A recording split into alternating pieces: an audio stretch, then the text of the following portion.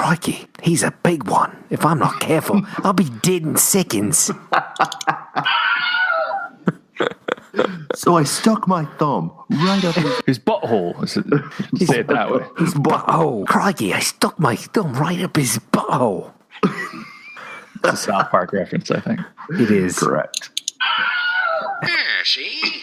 Yeah, see? Yeah, see? We're live, see? I just Is that the cold open? Here come the coppers. Right. I just put us on the live stream, see? Yeah. We're streaming.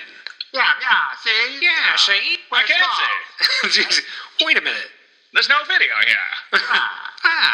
It's like we're on the radio. Yeah. This is the radio. We made it, boys. We made the big time. What's the headline for today? I'm in such a good mood, I'm going to put my pants on. I sound like Doc Hopper from the Muppet movie. Try and catch me, Copper. I love the taste of frog legs. You like frog legs. Frog legs. Oh, yeah, frog legs. That's all I'm allowed to use now. Oh, I like frog legs. Jason's a hipster. Yeah, see? Look at that exposed brick. Yeah. Yeah, the exposed brick. Yeah, see? It's pretty. Hipster. If we just keep repeating C, I don't think it's that funny. Maybe we should have some other sentences to say besides C. They all say C. See? It's a podcast. So you think, listen here. Listen here, see? Look at here now. You can't look here. We're just people listening. Hey. Look at all these looky-loos. We're on live. People are going to think we're idiots. We are live. Excuse me while I choke. Hi. Hello to my listening audience, see? Yeah. Silence. No. Wait a minute, is that it? I think I had an opening, see? And we were going to talk about stuff, see? Yeah, it was going to be good. Fancy. Yeah, Smalls, come on, yeah. Man, I feel like watching a 50s movie now. Here come the coppers. It makes me want to go out and buy a monkey. See? Yeah, a monkey. 4, 5, 6, 7, 8, 9, 10, 11, 12. From KOYR Studios in Minneapolis, Minnesota, it's Arcade Radio.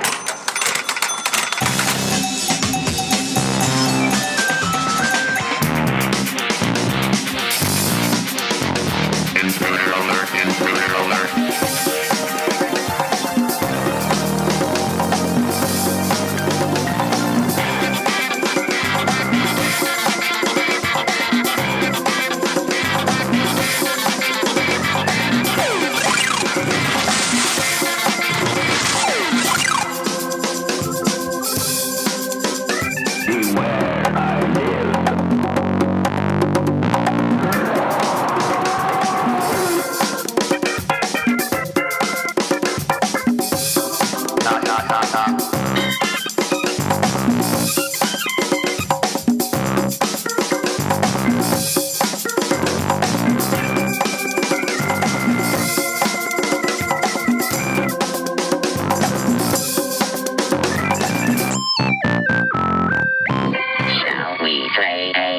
Welcome to episode 7 of the Arcade Radio podcast.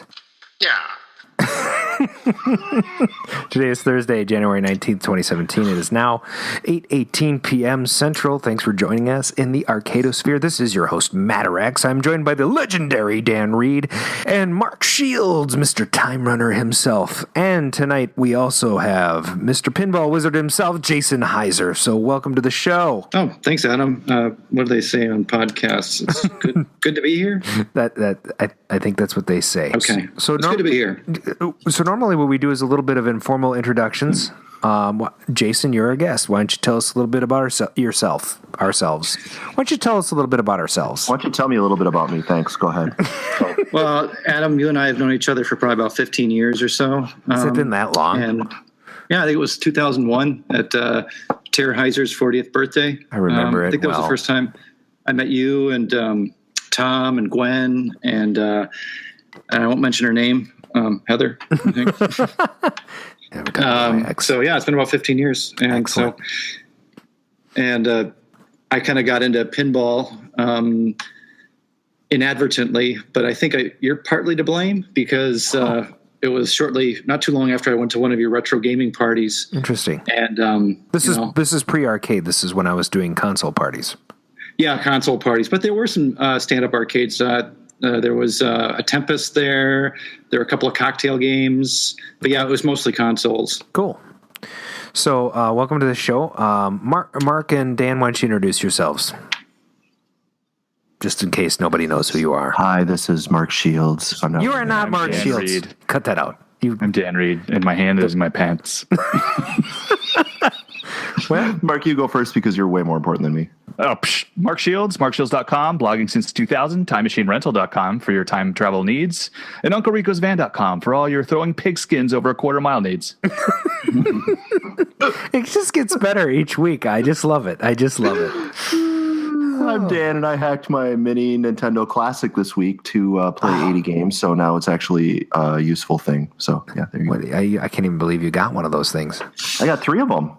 Oh, man. Are you going to sell them for like $100 each or what? No. Oh, you going to give me one because I'm an awesome host? No. You owe me a sweatshirt. This podcast is over. Good night. Good night. Thanks for listening. It's RcadeRadio.com, RCADE radio.com, Twitter. We're at Arcade Radio. Last time I said at Twitter, which I think was pretty funny. Yeah, we're at Twitter.com. Yeah, we're at Twitter.com. No, we're at Arcade Radio. And then it's iTunes, Google Play, SoundCloud, all the usual places. You can call us on the game line right now if you want, 612-548-GAME. We won't answer, but we will definitely play your, clip on the show. So, what is new with you, Dan, Mark, Adam, and Jason? What are you working on this week in the Arcadosphere? I'm going to start.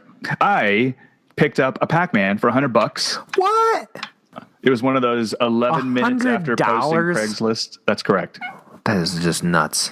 Wow. And the best part, though, is it's not that I got a good deal and it was close and it didn't rain on me and I didn't have to go through a flood. The best part was going to pick up the game, and then the guy had some awesome story about how he got this roached up game and how he was going to fix it. And it wasn't all that. The best part. Did you say was him roached telling up? me what? What did you call it? Roached up? Roached, and there physically were roaches inside. Really? But the best part. Okay. The best part. Sorry, best part. Was him telling me about the people who called after me and what they offered him and what they tried to get him to do. Was he crying when he was telling you the story? Or? No. I mean, he removed the ad to stop getting the phone calls. I even told him, as soon as I hang up, somebody else is going to call, and they're going to say they can be right over there. So if you could just please pull the ad down. Like right now. Good. Oh my gosh. So did he have seller's regret? Was he upset at all, or? No, he was fine. Okay. But I mean, really smarmy people calling and saying, I don't mind that it's raining right now. I'll come right now. And I have $120, Well, you don't even have to take it out of the garage. I'll do it for you. Oh, nice. Way to sweeten the deal. Nice. Anyway, that's what I'm doing right now. It's got a Wells Gardner 77. I don't remember what number it is. Really? So it's a newer one. It's a newer one, and it's got its own isolation transform. I'm pretty happy. Okay, cool. So how much work? I saw there. Okay, surprise. I saw a picture of it. Yeah, I saw a picture of it. You shared it with me. So there's a little bit of a looks like water damage at the bottom of the cabinet. The bottom actually isn't so bad. The top, he pulled it off since that MDF or whatever it is came apart. Whoa! Really, it's just one piece of wood away from being complete. Do you have? So typically, my where will? Oh my goodness. Oh crap! I forgot the phrase. What is it? My wheel. Somebody help me out here. Well, you sound kind of like a robot right now. Yeah, you're roboting big time. Don't know what happened, but maybe it's just because you're so excited to tell about your Pac-Man. Yeah. Maybe it's just... Anyway, yeah. So excited. Just need to tell us about your Pac-Man. Got some wood with a hacksaw. In my day, we used our hands. We used our bare hands. What about you, Dan Reed? What have you been up to? Well, I'm glad you asked. See? Yeah. See? Here, see? See here? I went to a speakeasy. Yeah, guess what they had there? Retro arcade games. Exposed brick. Huh. Get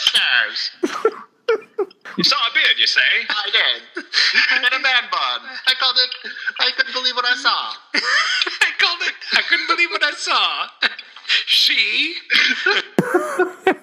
We called them gentlemen buns in my day.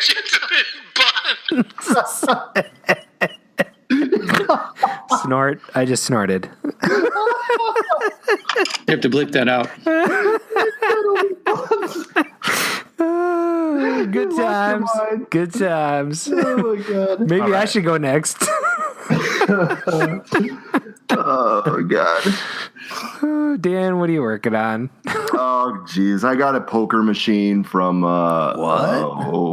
what's that guy that everyone likes around here? He's been a friend of mine for a while. I don't know. Chris Rhodes.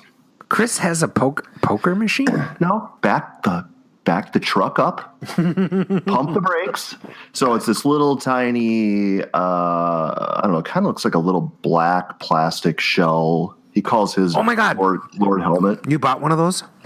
Yes. Did he trick it I out for took you? it apart and jamified it. Oh, so you're working on it.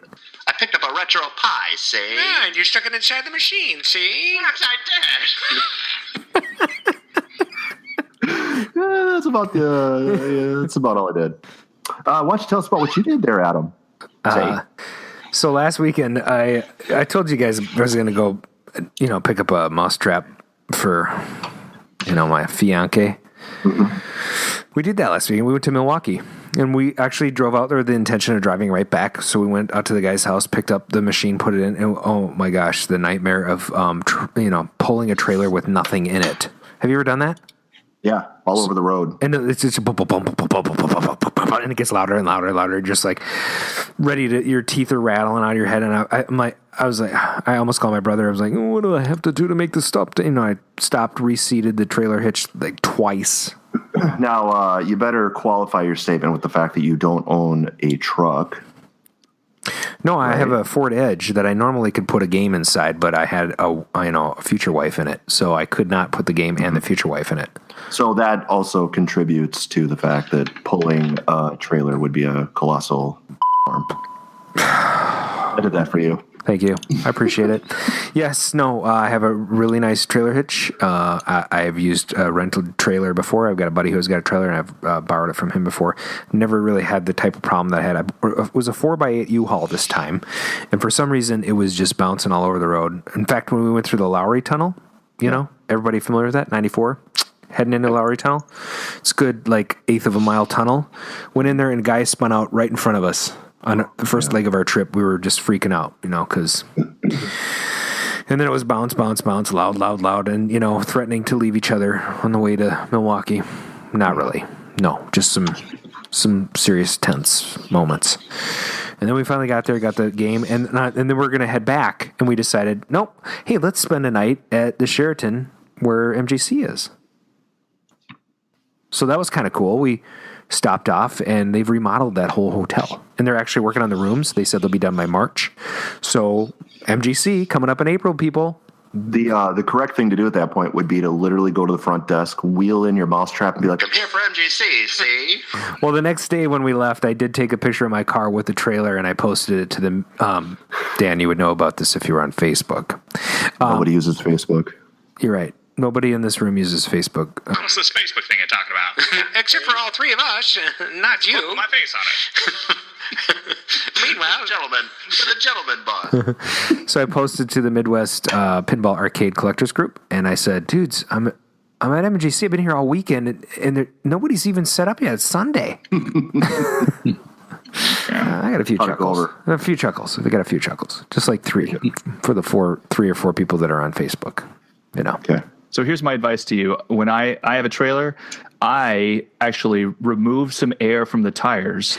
I was going to do that. Yes. I was totally going to do that. Whatever it is, I go to a gas station, pay $1, and then I fill the tires up. Oh my God. I was like, they're too full. It was bouncing all over. And I thought, well, I could buy some cat litter, throw in the back. But if you throw like 80 pounds of cat litter, that's not going to do anything. You need like I have a to interrupt 400 here, by the way, with the whole air in the tire thing. Have you guys been to Quick Trip? You mean like in our lifetime? Uh-huh.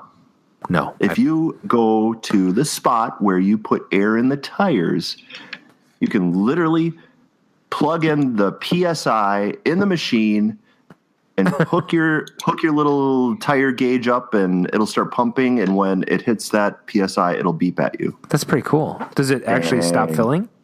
Yeah, it stops filling. Well, see, that's even better. Like a lot of them have the gauge on there, so you can at least see what's going on. But it's cool if you can actually have it just turn off when it gets to the right PSI. So I thought I'd let you guys know that was just in case, cool. For the people that are new to filling air up in their tires, is PSI is pounds per square inch. Sure it is. Yeah.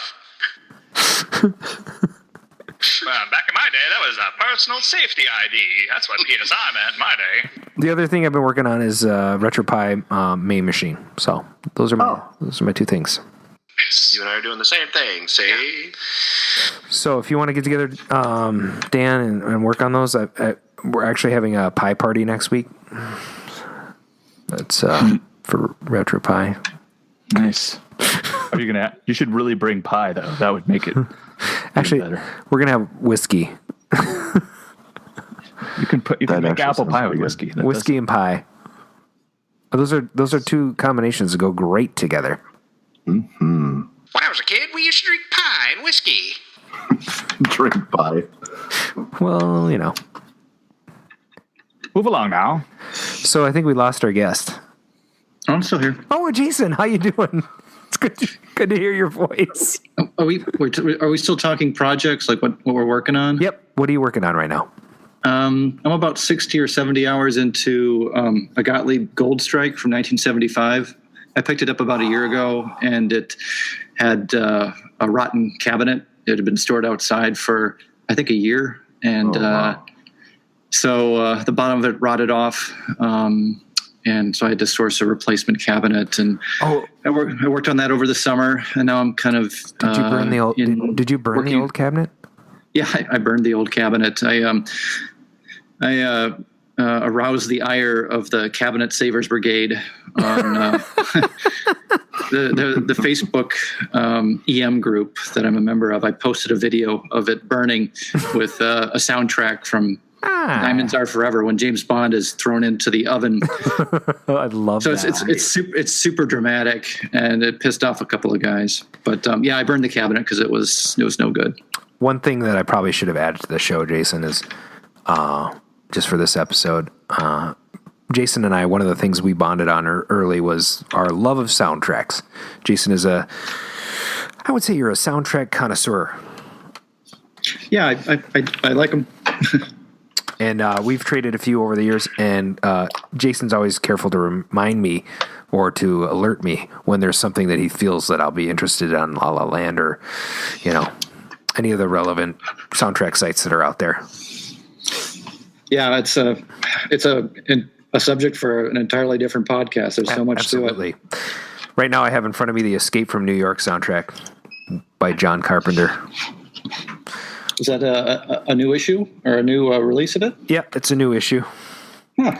It's pretty cool. It's got, John Carpenter association with Alan Howarth and all the good stuff, plus some clips from the movie intertwined. Love me some Snake Plissken. Yeah, 1981. I thought she was taller. Thought she was dead. In the first movie, it was dead. And in the second movie, I don't even like to really admit it existed because Escape from L.A. was kind of crap. Kinda? Yeah, it was horse crap. Mm-hmm. Horse malarkey. Mm-hmm. So you're working on the Gold Rush? Yeah, Gold Strike. Gold Strike. I've got a reproduction playfield that was made by Wade Krause that's going to go into the game. So I have to do a playfield swap, which I've never done before. And it's going to be a lot of work, but should be fun. And right now I'm just going through all the mechanics and taking them apart, cleaning them, putting them back together. And just the other day, you saw I posted on Facebook that Decagon unit that was all pitted out. Yeah. Yeah, it's strange. The Decagon unit is it goes inside of the score reels. So when the score reels spin and they land on a score value, if that number is a value for which you would get a replay or an extra ball, it would fire the knocker and you would get whatever bonus the game would give you. And so this circuit board controls that. And so it's got 10 positions. And I would say 6 out of the 10 were completely burned out. So I had to replace it with another part that I grabbed from a parts machine. So kind of a pain in the butt, but should be good for the next 50 years when I'm done with it. That's nice. I saw pictures of it, and I thought, what would score the bottom of that and just heat it up? And somebody had tried to like repair it with solder at some point. And you can get away with that, but I'm fortunate that I've got a parts machine that has like I think I've got about 8 of these extra Decagon units. So I'm putting so much effort into it. I'm just gonna it's worth it. It's a valuable game and highly desirable, and I'll be glad when it's done. Fantastic. That pretty much covers everything we're working on right now, right? Yeah, I think so. Sweet. It's the Arcade News with Don Reed.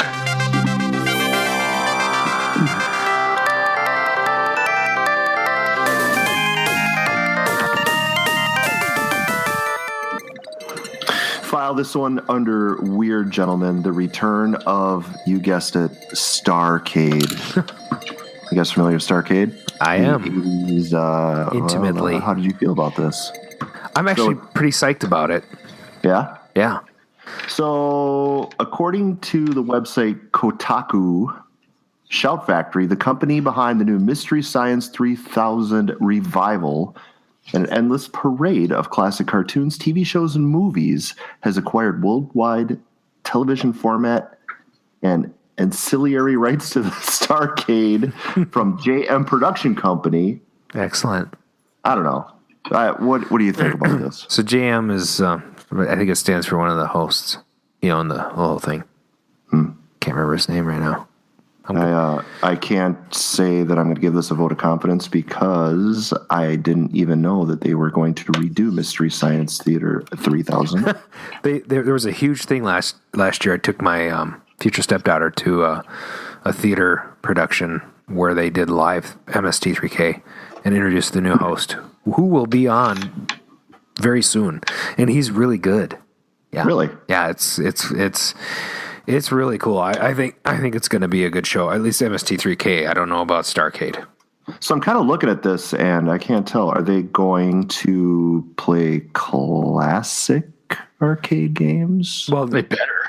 Well, so here's the thing. In the original, they used to take and match up people based on their skill for the show. So you could have like a 23-year-old mustached Coke bottle glasses dude matched up with a 10-year-old girl who looked like she should star in Annie. And that's literally what you will see if you go to the Starcade.tv website right now.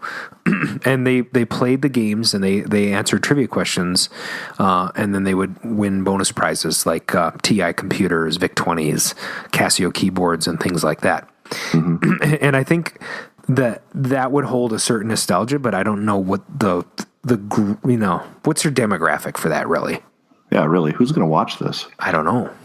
So I don't know. I'll give it a shot. If it's on, I'll probably watch it and see what I think. But they're on the to your interest, Dan. When they released Dragon's Lair to DVD in the 90s, there was a bunch of bonus materials. And one of the bonus materials is a Starcade episode that features Dragon's Lair. And they have a couple of people pitted against each other for the episode. They played a variety of games, right? They might play Tron, they might play whatever. And then Dragon's Lair is one of the games. But they had a Dragon's Lair expert on who could beat the game, which you did recently. And he played the game throughout the episode while these other two contestants were doing their thing, answering trivia questions and winning prizes. And ultimately, the goal of the show for the contestants was to have them win either an arcade or a jukebox or something, and I say arcade, I mean a video arcade machine. Right. So they might say, today's prize is a Frogger, and here's what you have to do to win. Or tonight's prize is a Rock'n'Roll jukebox, and here's what you have to do to win. So, but it was always exciting because you're like, these are things you could never attain as a 10 or 15-year-old, right? So, anyway, the show was created by someone named James Caruso. and Mavis Arthur, and it was on from 1981 to 1983 or 84. Alex Trebek actually did a pilot episode. Interesting. And then Jeff Edwards was the main host from 83 to 84, and I think he was the best. And the host that's featured after Alex Trebek is kind of a D-bag. I didn't like him, so he was kind of smarmy. Yeah, he's mean to the guests. Like in the first episode that you'll see on the website, he's talking to the girl, and he says, "We're going to talk to I don't know his name, John, because he's bigger." He literally says that. I was like, yeah. So, but anyway, it's an interesting concept because arcades, video games, and prizes. But I don't know how that translates to today's market. Yeah, it'll be an interesting little experiment, but I don't know. I will for sure watch everyone report back that's listening and let us know what you think. Call on the game line, 612-548-4263. Leave us a Raw message. Thrills, Space Invaders Frenzy started shipping Monday, January 16th. That was this last Monday. So Space Invaders Frenzy is the modern version of Space Invaders. It's got the larger-than-life screen, larger-than-life earnings is their tagline to this thing. 2 players wield futuristic plasma cannons to defeat waves of descending invaders. Sounds very familiar. To save Earth and win big tickets. It's a ticket redemption machine. It's a redemption machine. But so last Pac-Man came out as a redemption machine too. that's interesting. I don't know what to make of this. I like Space Invaders, but I don't know. Jason? Oh, if you see the game, it's amazing. Yeah, but I saw Frogger and I was like, oh, damn, that looks so cool. And then I went and played it and found out you just literally hit the button. I do want Jason's take. Yeah. On what? On Raw Thrills Space Invaders Redemption game that's coming out on January 16th. I don't have an opinion. It's okay because, I don't really either. I like Space Invaders. They've made some really cool adaptations over the years. They made some new sequels that came out on the Game Boy Advances and SPs and lights and all that kind of stuff. And those are fun, but it's Space Invaders. I always thought Space Invaders was kind of boring myself. Yeah. Mark, what do you think? Are you a Space Invaders fan? I mean, my wife likes the loud thundering noises it makes. Yeah. But this game has like 2 big seats and you both have like these giant, Gatling gun type things that are in front of you.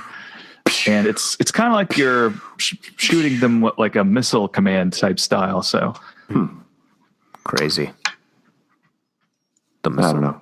I don't know if you could pay me to own a Space Invaders. That's one game I've never owned, and I don't think I will. Well, it certainly is no Berserk. The humanoid must not escape. Can Wonderland. Today is crazy news. St. Paul's Indoor Coney Island. That's St. Paul, Minnesota, with art and cocktails. TwinCities.com is reporting that Can Wonderland is a new artist-designed mini golf, snack bar, music stages, boardwalk-like attractions, which includes cocktails and EM Pinball. That's pretty Of all cool. things. Jason, have you heard about this? Yeah, a couple of guys in the little pinball group that were on Facebook. They went over there, so I just learned about it a few days ago, and they've got a nice assortment of EM pinball machines and EM arcade games that I really want to check out. Is the collection as big as yours? I think they've got 14 or 15. So no, but I mean, that's actually more working games than I have. I only have about 12 working games, but I've got another 12 that don't work. So, but I really want to go and check it out. So, Yeah, we should do that. Yeah. Looks pretty good. Well, if anyone decides to go over there, give me a shout, and I will join them. We'll go check it out. Sweet. And then today in sad news, Aerosmith. Terrible band. Terrible music. Oh, come on.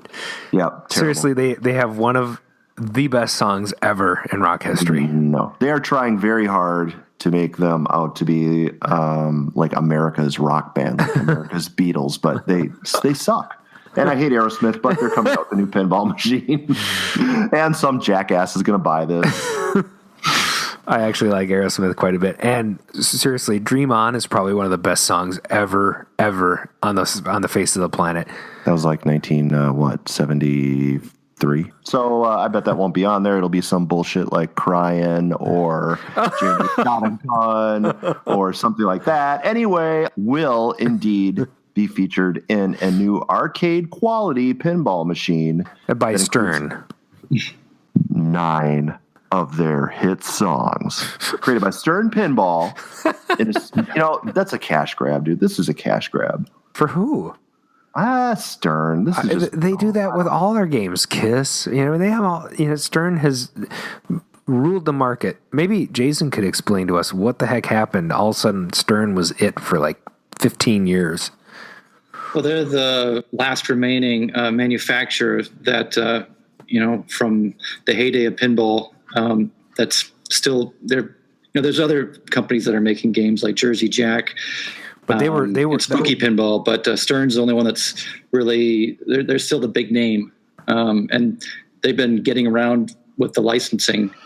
They did Metallica recently and AC/DC, so I imagine this will probably be similar. And I mean, the music will be different, obviously, but it'll probably be just as obnoxious as those titles are. Those other ones. And but they look crappy. I don't care. The artwork on those things just looks terrible. They look cheap. I'm just not a fan of Stern Pinball. I think Jersey Jack is the way to go. I think you'd be nuts if you had $10,000 to blow on a machine that you're going to go buy an Aerosmith machine when you can go pick up a Wizard of Oz or Hobbit. I heard Jersey Jack's having some trouble though. Like they're not really? They're having fulfillment issues, or they're making promises they can't keep, and people are getting ticked off with their customer service. But that's just what I heard. That could be completely wrong. They make a vastly superior product to Stern. I played The Hobbit. I didn't like it at all. I thought it was boring. Boring. I'm not a fan of The Hobbit, but a really good thing to do here, in my opinion, would be to just create a new IP and just, you know what I mean? But Wizard of Oz, man, that's a killer pinball machine. Oh yeah, for sure. And the whole LCD screen. They're the first ones to sort of take that deep dive and say, I'm going to do something different with that backglass finally. Yep. Love it. Love it. Yeah, it's pretty cool. Mark, do you have an opinion about those pinball machines? If I got one for free, it'd be awesome. Yeah, because they're like $1 gazillion. You could buy like. I know if you think about it's $3,000 to buy a computer space or $7,000 to buy a pinball, I'm like, wow, the computer space is a bargain. Exactly. Wait a minute, what's computer space? The first commercial video game ever. Yeah, I know that when we first brought it up on the show, I was like, what's the name of the first? Yeah. Sausage.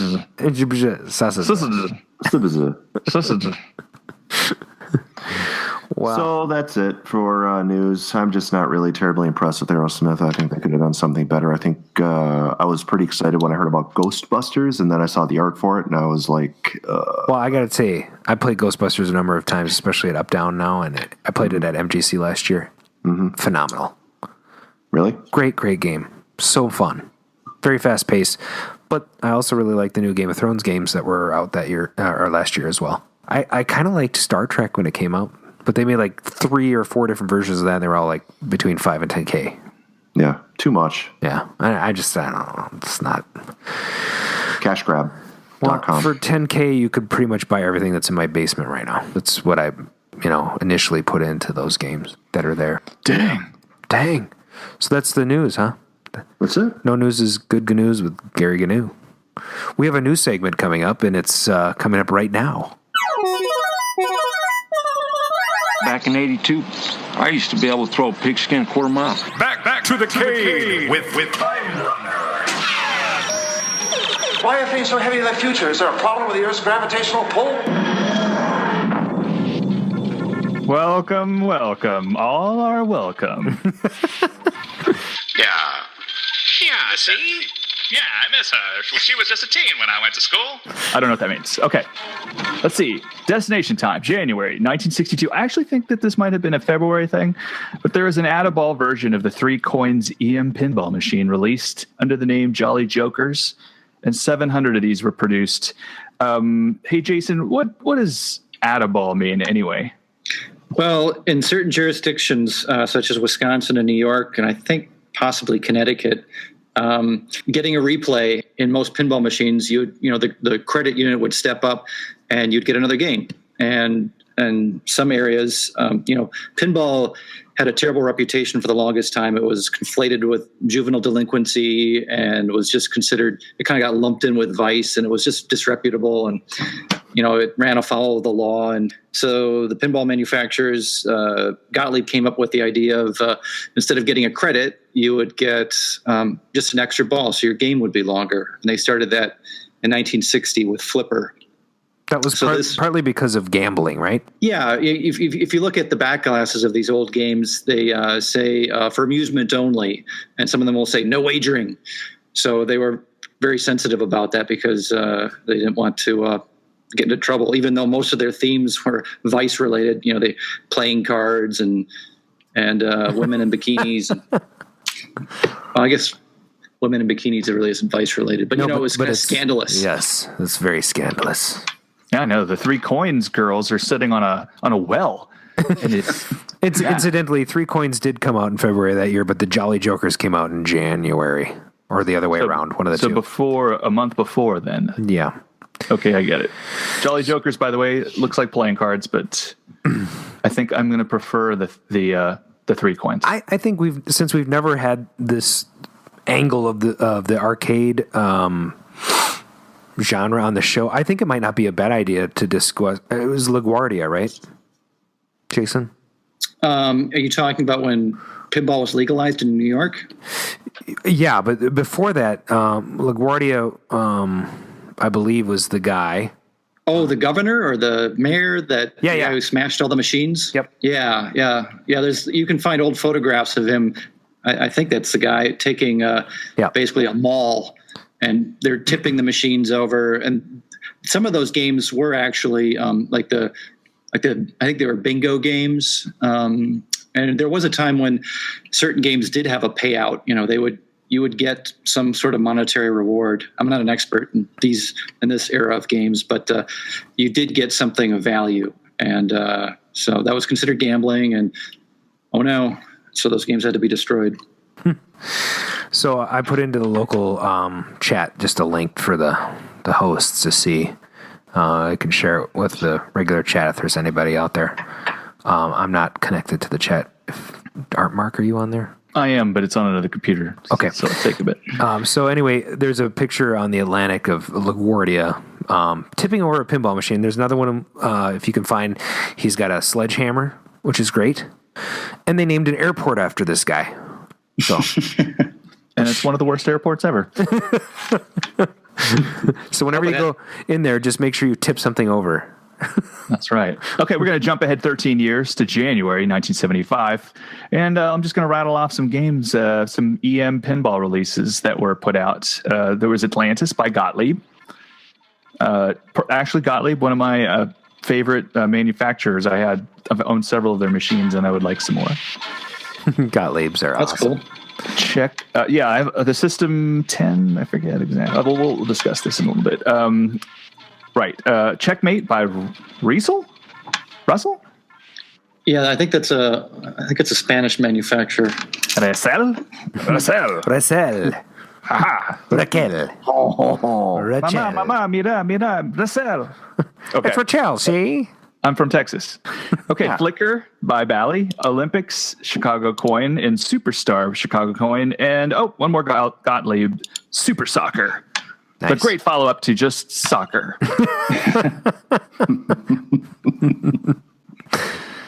Yeah. Right, 2 years later, also January 1977. Are you catching the There's pattern a theme here. Yes. RCA Corporation released the Studio 2 video game console a full 9 months before Atari released the VCS, the Video Computer System, or also known as the Atari 2600. And that's notable because that Studio 2 was still black and white, and it still looked like a Pong machine. Yeah, many of them were before that, I suppose. Studio 2. I remember the Studio 2 from when I was into like hardcore console collecting. I remember thinking I should get a Studio 2 and a Fairchild Channel F, and they're just ridiculously expensive and really crappy. They are. I mean, it's like owning a 40-year-old 2 sets of dial pads for phones. They look terrible. There's no joystick. And the design is terrible. If you look at the VCS, that's just super slick compared to joysticks. I mean, that was a video computer system. Yeah. Cha. Got a couple more here. Let's go hop up to 1982. Midway released Miss Pac-Man, despite it being copyrighted as 1981. In January 13th, lucky 13. It was a sequel to Pac-Man, but created without Namco's authorization. They also released Baby Pac-Man and Pac-Man Plus without Namco's authorization later, just to sort of go, yeah, we're going to do this all the time. And the latter is the former is a pinball video game hybrid, Baby Pac-Man. I have not played one game of Baby Pac-Man. Has anybody? Jason? I have.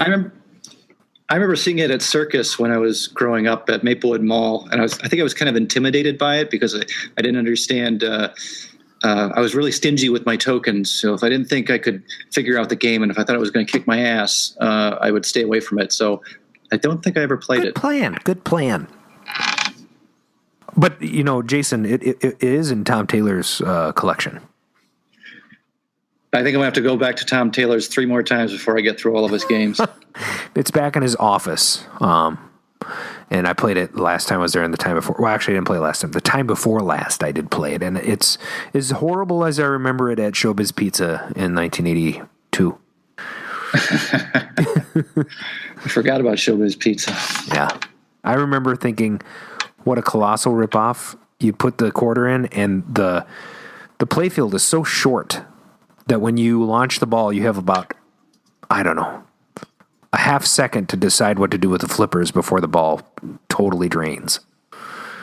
And it's very challenging. But if you are able to play it for more than a couple seconds, like I was, you can actually get it to go into the arcade mode, which then puts a Baby Pac screen up in front of you, and you can play a legitimate version of Pac. Well, it's an illegitimate version. Sorry, Baby Pac, because they changed the logic, and it's complete. The AI is terrible for the ghosts. You will basically die within seconds of playing the game.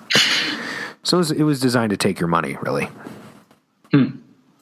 So I guess I was right. Run out, yeah, exactly. Run out and play that thing right away. So when you go to Tom Taylor's, we should play it and just lament about how wonderful it is. Nice. Let's see.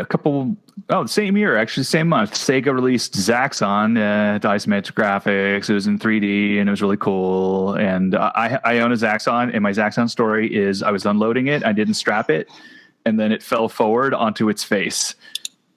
And so that was sad. Ouch. Did it break in two, Mark? It did not, but it looks like the front of it got smooshed. Does the ship still fly the same way? It does. So it's still broken. Did it make it a 2D scroller instead of that 3D garbage? 2.5. 2.5D. Some of the explosion sounds are gone.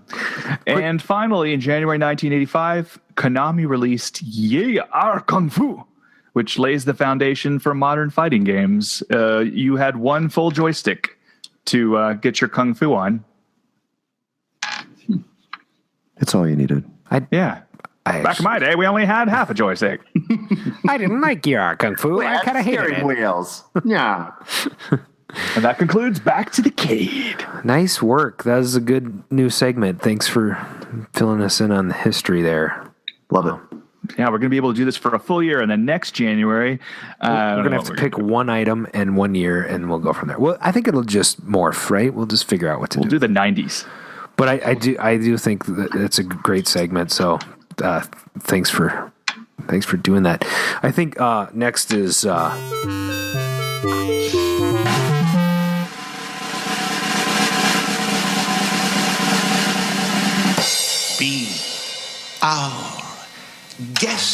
Be our guest, put our service to the test. Well, that means that this is the time for the interview. So, Jason, welcome to the show. Thanks. And why don't you start off by describing, we talked a little bit about your collection, but describe what you have in your pinball and arcade collection today. I have around 29 games. 12 are working and in my game room, and I got about 14 projects. Then there's 3 or 4 that they're just parts machines or games I don't intend to keep. They're all EMs. 70% of them are from the 70s, 30% are from the 60s. I have a high percentage of Add-A-Ball titles because when I started collecting, I lived in Wisconsin, and they produced fewer numbers of Add-A-Ball titles, so they had that kind of that cachette where they're like, oh, they're rare, they're collectible, and in some cases, the Add-A-Ball games aren't as fun as the replay. I've learned that as I've collected games, but I still have a fondness for them. And so just why is that they're not as fun? That's kind of a controversy that will never go away when collectors get together to talk about replay versus Add-A-Ball. The Add-A-Ball people who are pro Add-A-Ball will say, well, all games are free at home. I don't have to play the game, so winning a credit really isn't of value to me. But if I get an extra ball, I can play the game longer. So, that argument at its face has some merits. So Add-A-Ball is more desirable or less? So it depends on the collector. Okay. There are some Add-A-Ball titles just owing to their rarity because they produce fewer units. They can be worth more, but it isn't always true. Winning a credit on a replay game, you get that satisfaction. The knocker goes off, the credit unit steps up, and depending on how many replays you get during the game, at the end of the game, you may have gotten 5, 6, maybe even 10 if you had like a really boffo game.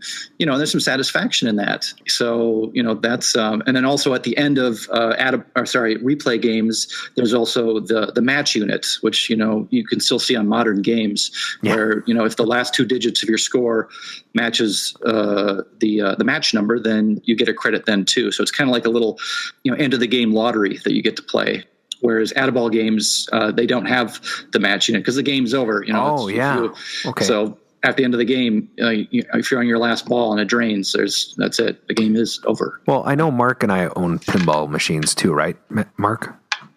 Yeah, my NBA Fast Break has sort of an Add-A-Ball, an extra ball. And that game is highly competitive because it has multiple high scores, and my wife and I are just rabid over it. So, but it's too nifty on the YouTube channel says replay rules though. Okay. I don't know who he is, but he says replay rules. And I'm like, okay, I'll tell them that. Do you have, I assume that Fast Break has a match feature at the end. It does. Yeah. I think that's probably my favorite feature of pinball, period. You get to the end of the game and you've lost, you've been defeated, but there's a chance that it will award you one more game, and that's always exciting. I like going to arcades and people not realizing that that's what happens, and there's like credits on machines for you. Yeah, that's cool. So tell us, you described your collection at a high level, Jason. Tell us what some of those games are. I've got 2001, Abracadabra, Atlantis, Blastoff, Blue Chip, Captain Card, Centigrade 37, Close Encounters of the Third Kind, and that's the electromechanical version. They also made a solid state version because that was when Gottlieb was transitioning from the old technology to the new technology. And for a brief period, they made a few of both, but very few of the electromechanical. I've got a Dimension, a Fireball, Flipper Clown, Gold Strike. You have a Fireball? Poker. Yeah, I got a Fireball back in July. That's a little bit beyond the 75 era. Fireball is from 72, but they remade it as a solid-state game as Fireball Classic in the early 80s and Fireball 2. Oh, okay. Because I was thinking it was like 79 or 80. But it is multi-ball, which not many EMs are. So it's kind of fun to see that they were able to engineer that functionality using such primitive technology. So it's a gas. I really love it. It's a fun game. It's got that spinning disc in the center of the play field. So, if your ball rolls across it, you don't know where it's going to go. Things just kind of go haywire. So there's a lot of fun unpredictability to it. There's a later game in the 90s. There was this terrible movie that came out called Lost in Space. You guys remember it? I like that movie. Matt LeBlanc. You like that movie? Because LeBlanc. What's her name's in it? That girl, Uh-huh. The hot one? Hot one. Well, it has Gary Oldman in it, too, as Dr. Smith, right? No. What's her name, dude? What's her name? Heather Graham. Yes, Heather Graham. No. Yes. Yes. No, Tom Cruise's ex-wife. No, wait. Yes. Mimi Rogers? No, Heather Graham. She's a nice girl. Dr. Zachary Smith is played by Gary Oldman, just in case you didn't know. I like Gary Oldman. Yeah, but not in that movie. But anyway, getting back to the pinball and the little circle thing in the middle, I played that game at Blainbrook Bowl, and it is the Lost in Space pinball is actually super fun. It has a multi-ball like none I've seen. There's like 9 pinballs that come out of the thing, and there's a magnetic thing in the middle that makes them spin around, and it is the most fun. And it's not that expensive of a pinball because people hated the movie. So yeah, it's funny. The movie is so repellent to me that it actually, I turn my nose up at the game when I see it. So yeah, it's unfortunate. No, it's a fantastic movie. So, I mean, I'm a pinball, not movie. I'm distracted by this picture of Mayor LaGuardia tipping over a pinball. So, anyway, continuing on with your collection. Oh boy, I don't know where I left off. Fireball. Oh, Fireball. Gold Strike. That's the game I'm working on right now. I have an electromechanical Joker poker. They also made a solid state version of that. Jumping Jack, Kingpin, Lucky Hand, Neptune, Old Chicago, Palooka, Pinup, Pop a Card, Ship Ahoy, Sorcerer. Now this is my one solid state game, and it was just by a fluke that I happen to have it. It's my one free game. A former coworker, said, "Oh, you're into pinball. My mom has a game she doesn't want anymore because she was moving." So I relieved her of it, but I don't know what to do with it. Actually, I have a friend who's going to buy it, so it's not long. It's rated pretty high though. You should next time. No, I really like the game actually, but it just. Next time you get a solid state, talk to me. Okay. Spanish Eyes, Spin a Card, Spirit of 76. That really doesn't count. It's just a bucket of parts. But I have the partner to that game. Yeah. So if you ever need anything, I have a lot of good parts that are specific to your Pioneer. So Pioneer is the 2-player. They used to make usually a 4-player and a 2-player of these games. So, well, I don't know if they usually did, but there was often. Yeah, the multiplayers that Gottlieb made in the 70s, that was pretty much the like I have Jumping Jack. The 4-player version of that is Jack in the Box. So yeah, that was typically the arrangements. Why did they do that? Why was there a 2 and a 4-player? You could play 2-player on the 4-player. So why would they why would they be different? It was for operators who didn't have as much money. The 4-player games, because they required more parts, they required more score reels, and to keep track of all the players, they were larger games. The backglass was larger. Some of the 4-player games, I have my Joker poker is enormous. It towers over Fireball, even though Fireball is also a 4-player game from Bally. Bally had much smaller score reels. So anyhow, there's just the material cost of the machine was so great that some operators couldn't afford it. So they offered a 2-player version for budget-minded ops. It's like the Yugo. Yeah, but for home use, it's better to have the smaller game because it takes up less space. So and there's less time to switch between players, and you often maybe don't have 4 players to play. Yeah, and and they're just easier to care for because there's less to work on if you're going to rehabilitate the game. Like I fixed up my cousin's Jungle Queen, and it's a 4-player. Well, that's 16 score reels, and each score reel takes about 45 minutes to take apart, clean, put back together again, test, make sure it works. it took forever. And we're talking about score reels on an EM. That's the thing that went ding ding ding ding, and the numbers would flip. Exactly. Yeah. Like an old alarm clock. That keeps track of your score. So your Pioneer having only 2 players has 8 score reels, so that makes things a little more manageable than a 4-player. That's pretty cool. So how did you tell us about your love of pinball? How did you actually get into the hobby in the first place? I mean, you kind of alluded to the fact that you went to one of our retro parties and said, "Huh." Yeah, it is kind of your fault in a way. It's like one of those butterfly flaps its wings over Holland, and you get a monsoon and Hawaii or something like that. Let's see. It's the nostalgia factor, right? So the whole reason I really wasn't all that much into pinball. I preferred video games. Like when I went to Circus and I went to Chuck E. Cheese, they had the pinball machines there, but I kind of, Donkey Kong was my favorite game. Okay. So that's kind of how I got started. I just wanted to have a Donkey Kong, and I found one on Craigslist. It was, needed a little bit of work, and I fixed it up. And I thought, well, if I just get one pinball machine, I'll have my own little arcade. So I found a Kingpin, Gottlieb Kingpin from 1973, just 1 mile from my house on Craigslist. And I went over there and I looked at it. And the guy who had it, he'd owned it since the late 70s. He was moving. It was $400, which isn't really a bad price. No. And it's in pretty good shape. But I didn't know anything about pinball at the time. And he said, it doesn't work. It needs a new tilt relay. And I thought, well, I'll figure it out. So I bought it. I took it home.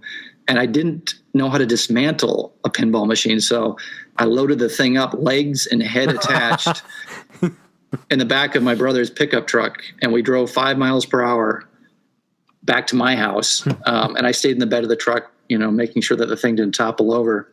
Well, luckily, it was just a mile away. So it was yeah, I was going to say, luckily the distance wasn't a big. So for those of you listening, 20 minutes. I can do the math. Come on.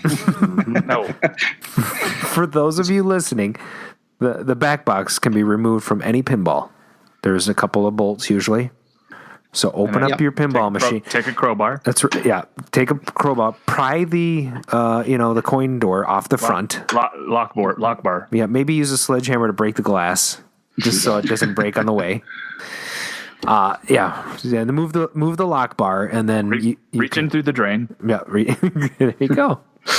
So anyway, you can remove that thing, and you can remove the legs, which is probably a good move as well, right? Yeah. What's the standard bridge size on that? It's like 3/16 or something. Yeah, the leg bolts I think are you can use them on a variety of games throughout all eras of pinball. Although I think the newer games use something a little bit different. But that's getting outside my area of familiarity. But yeah, the first couple times I moved these games around, I think. I picked up another game, a Target Alpha, like a week later. It was kind of crazy. I got kind of pinball fever, and I bought a game a week later. And I also moved that game, and that was a 4-player game. And so, Did you take the legs off that one? No, I didn't. I strapped that thing to the back of another trailer, and that one I had to go much further, but I had it secured with straps, so it was okay. But the first couple times I did it.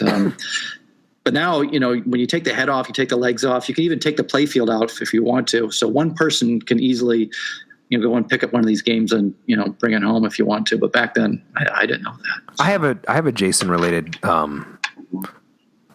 moving story from my early arcade collecting days. Was that your Star Wars that you had delivered to my house in Hudson? Yeah, I remember that. Yeah, so it was like my third game. Well, actually, it was probably my fifth game because I had Robotron and Miss Pac-Man and Star Trek and Tempest by then. So I already had two raster graphics, and I had 2 XY. And so I was looking for another vector game just to make my life more fun. And this guy had the Star Wars that he picked up from MoMA. Are either anybody the wrestler? MoMA? Yeah. I was going to say, are you familiar with MoMA? But if you're not, it's a... Yep. Okay, so now it's done online, but it used to be a legit auction that you go to. So it turns out that my Star Wars was legendary because it had been in a barn or in an open area where birds had crapped on it for many, many years. So if you ever hear anyone talk about the bird crap Star Wars machine, it's mine. But by the time I got it, the guy had cleaned it up, and he had gotten it. He had just gotten it working enough that he could sell it. So I went out there, and Jason was kind enough to let me use his house and use him as a broker. Where the guy showed up to his house and waited for me to arrive, or I was already there. I can't remember, but anyway. The game was there. We loaded it into my, at the time, Ford Escape. Escape. Yeah. So not a Ford Edge, but a Ford Escape. So it's a much smaller cargo area. And we got the whole game inside the Escape, all the way. I had to put my seat, driver's side, all the way forward. My head was actually against the windshield. The game was propped up on the armrest and teetering, and then wedged in when we finally shut the door. And I drove from Hudson all the way back to Golden Valley, Minnesota, which is a good 40-minute drive, with my head against the windshield, hoping that nobody would pull me over. No trailer. Not maybe as bad as, like riding in the back of my cab with a pinball machine, but still. It's a Jason-related hauling story. We learned a few things along the way. Yeah, I remember that now. We really had to shoehorn that in there. It was bad. I seriously thought I was going to get pulled over, and the guys would be like, "What are you doing?" Do you know why I pulled you over? Because I got an arcade game in the back of my car. I got an arcade game in the back of my car, see? Yeah, see? It's Prohibition era. Okay, so you got a Kingpin, and you got another game, and then you just got another game, and you got another game. I just kind of got started with those two games. The Kingpin, the guy said it needed a replacement tilt relay, and I didn't know what it was, so I opened up the game and I turned it on. I was actually hoping when I got it home that miraculously it would fix itself. But no, it still didn't work. When I turned it on, the backlist would light up a little bit. The tilt light came on. And when I lifted the playfield, I looked into the machine, and, it's just this bewildering network of, these harnesses and relays, and there's a score motor and there's a transformer. And when it's on, you hear this dangerous hum, and you see all these switchblades, and you're like, if I touch something in there, I'm going to electrocute myself. So I was like, I can't fix this. So I brought it to a guy in Oakdale named Steve Kinderman, and he fixes these games. And when I picked up the game like a week and a half later, he kind of showed me a few things, like, here's how, the game gives you a credit. So he manually actuated the replay unit to give credits to the game. And here's how you remove them by, operating the other solenoid.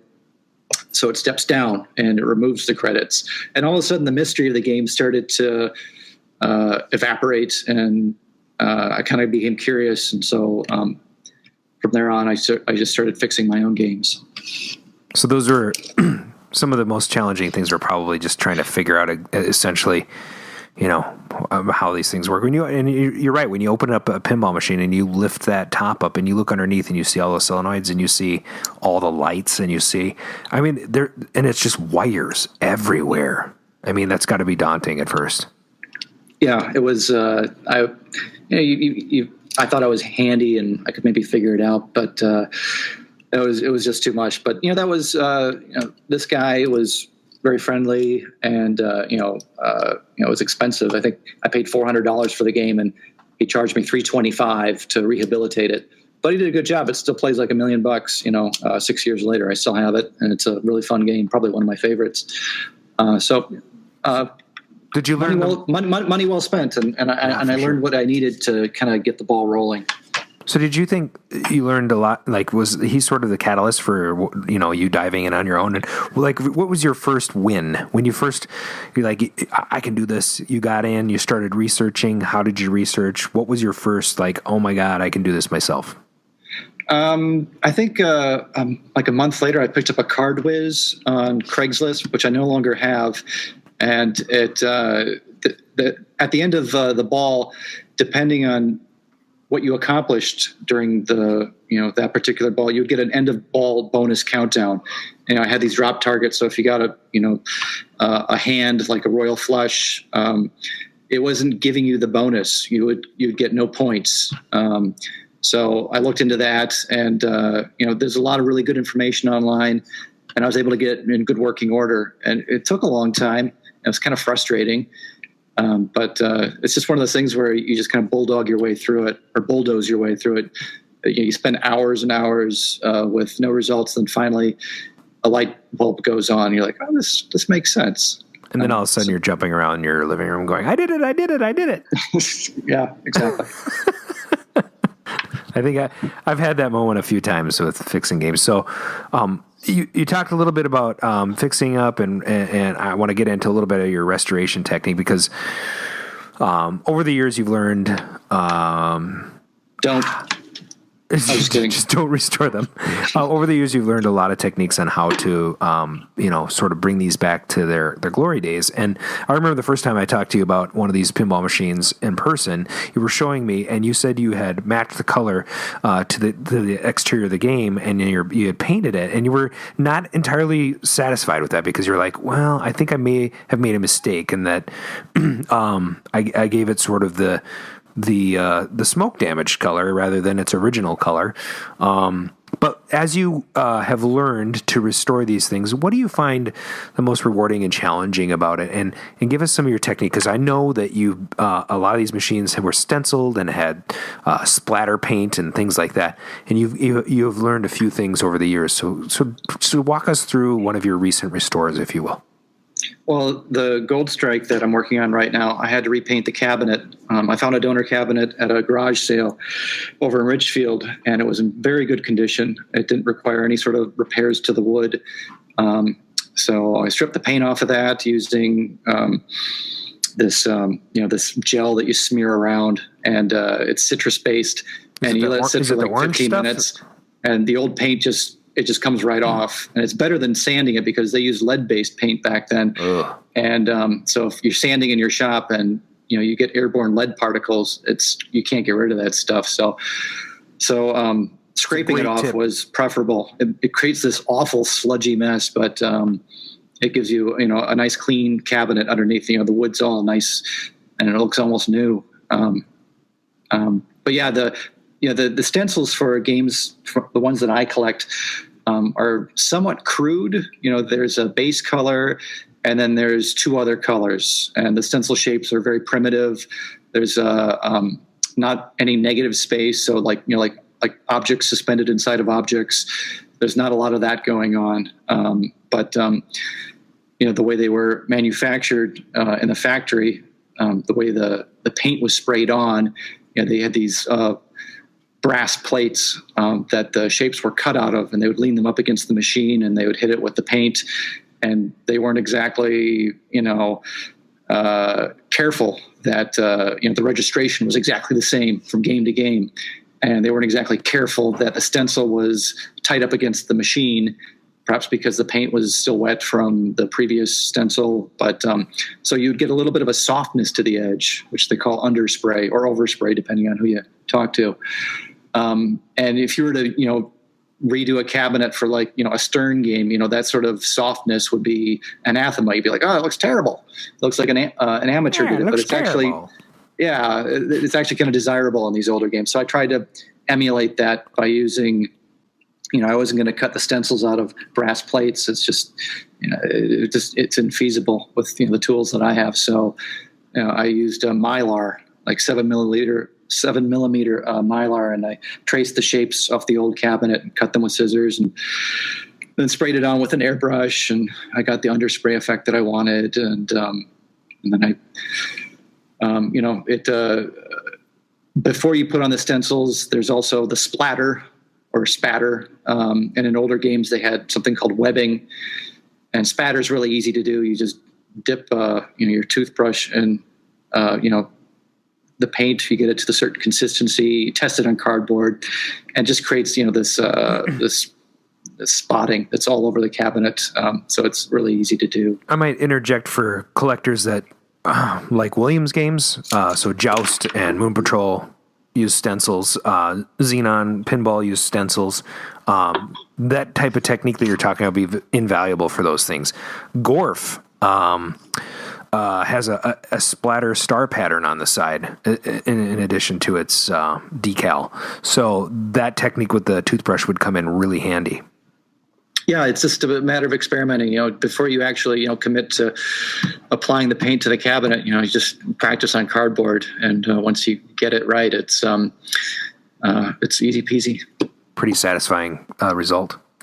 Yeah. I'm pretty happy with how the cabinet turned out. I'll be glad when I get the rest of the mechanical restoration done. What's your biggest faux pas? What's the worst thing you've done in restoration ahead, or totally redo it, or just chuck it? I have a game that I've been working on for probably about 5 or 6 years. I did a total playfield restoration. 98% of the art has been completely replaced, and I'll probably never undertake something like that ever again. It's just I'm too fastidious. I've after clear coating the playfield, after doing all my touch-ups, it was uneven as hell. I had to build up the layers of clear coat to level it out so that the ball will roll straight. And then, to level out clear over an uneven surface, you have to sand it down.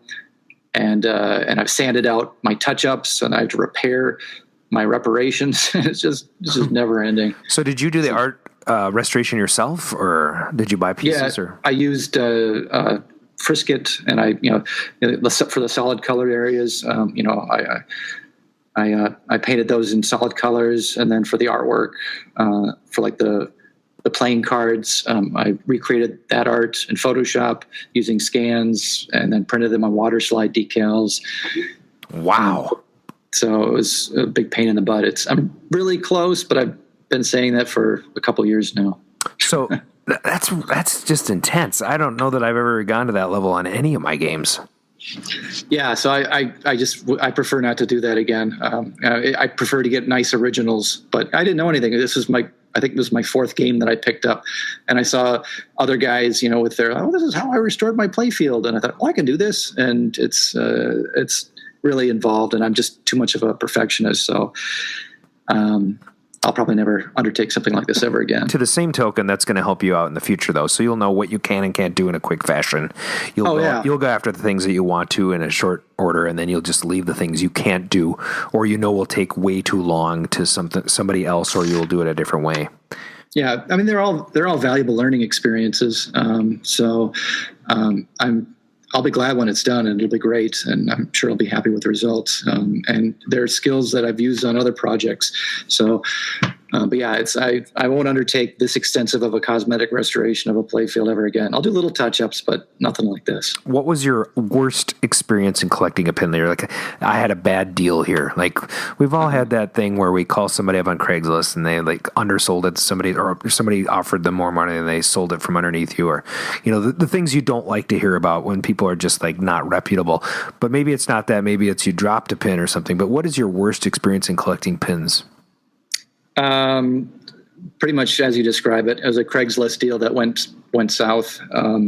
This guy posted, it was a Gottlieb volley from 1976. It's a tennis themed game.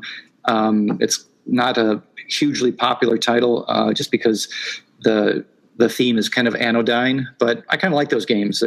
If you go into the Internet Pinball database, you can actually search for games, and you can search under theme. You can search for happiness. So there's some games, that's how they have them classified or categorized, because the themes are so inoffensive and family friendly.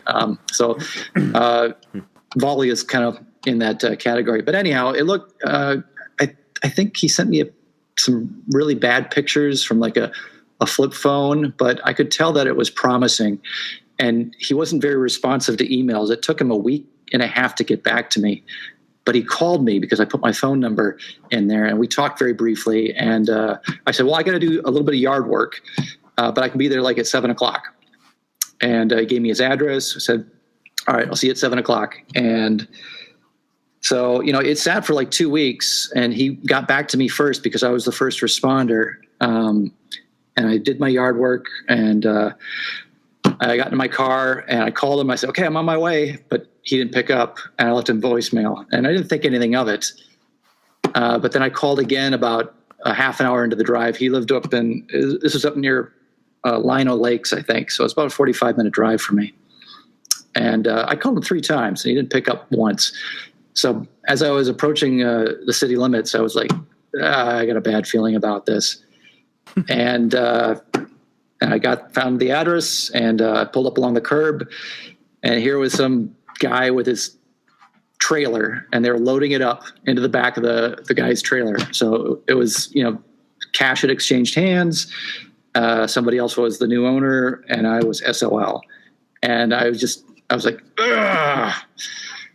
So that was really frustrating. I got out of my car. I took a picture of it. The seller was he was this disgusting slob. He was greasy, and he was wearing a wife beater, had stains on it. And I walked up to him and I said, I called you. We had an arrangement, an agreement that I was going to come and look at this game. And he goes, well, it's sold. Obviously. Nice. And I just stared at him intensely for like 15 seconds. I said, you're a jackass. You did? I called him a jackass to his face, and I turned around and I left. That is awesome. So, Mark or Dan, have you had similar experiences like Craigslist, or like what's your worst arcade collecting experience from both you guys? I'll have to think about it. Mark, you go first.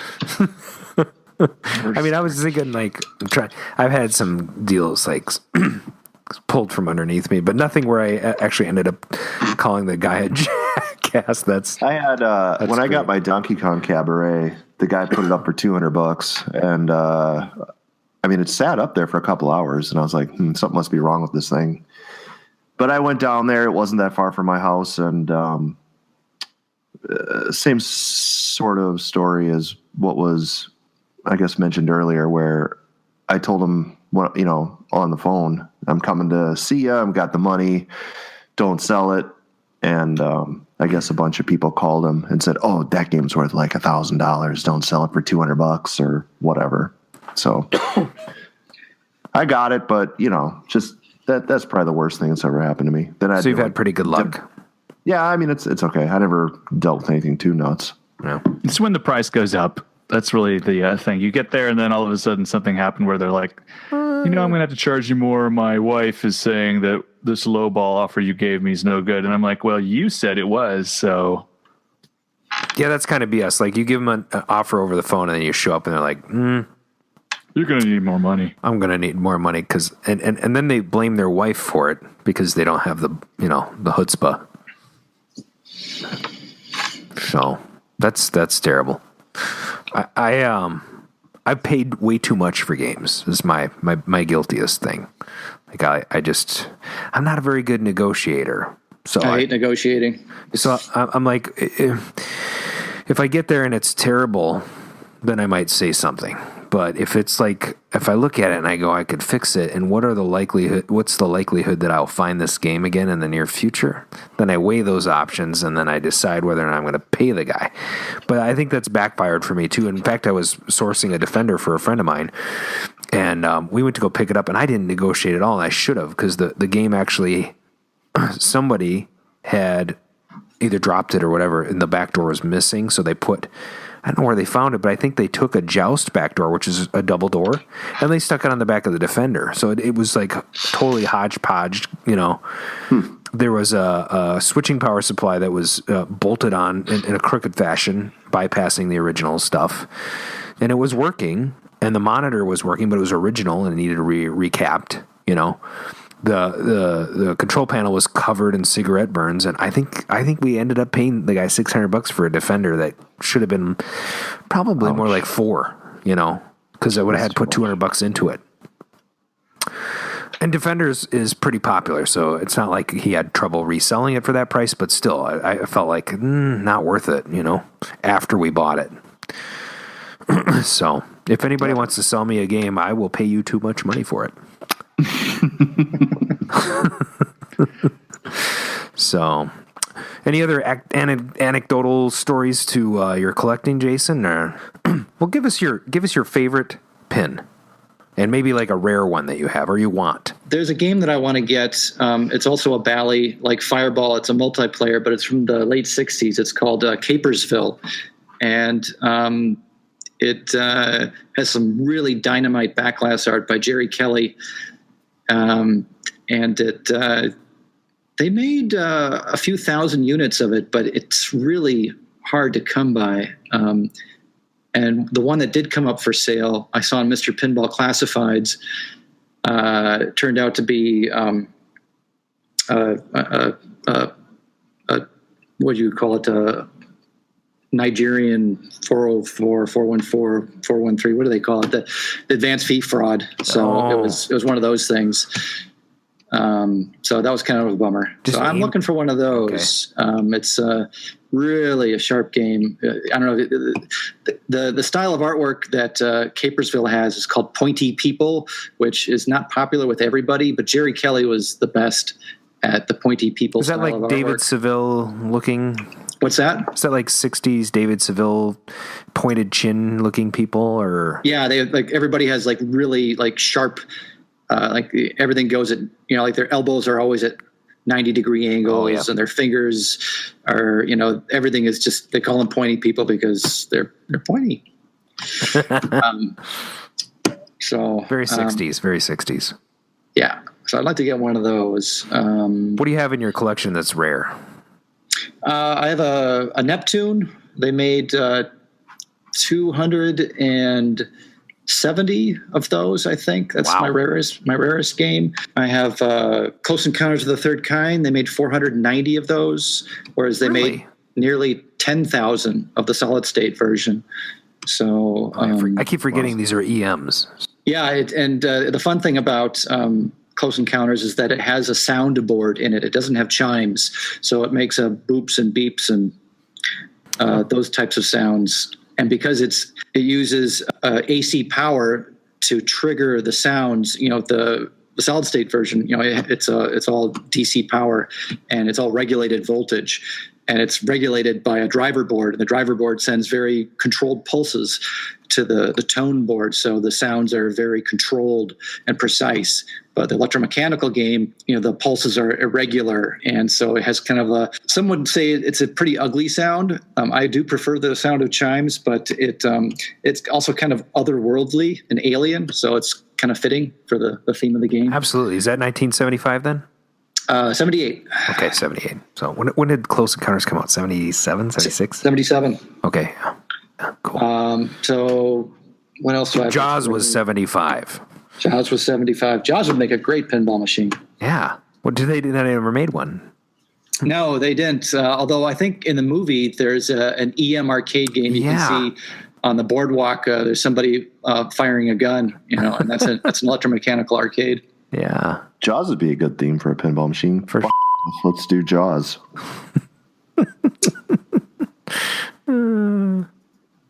Love you, Dan. I love you, buddy. Well, Jason, I just want to thank you for being on the show. It was pretty great. We would love to have you on again. I think you have a plethora of knowledge. It was just very informative. Thanks for being our guest tonight. Oh, you're welcome. It was a lot of fun. And gang, thanks for listening again. This is Arcade Radio. That's the double R's, RCADE radio.com. Please join the conversation anytime. So arcaderadio.com or react at arcaderadio.com, and you can subscribe on iTunes, SoundCloud, or Google Play. Give us a call on the game line, 612-548-GAME or 4263. You can follow us on Facebook, facebook.com/arcaderadio, and at Twitter at Arcade Radio. Thanks for listening in.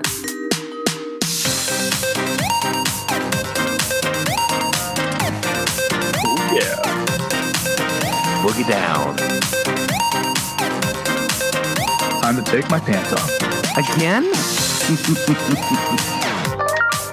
is the sexy part of the song.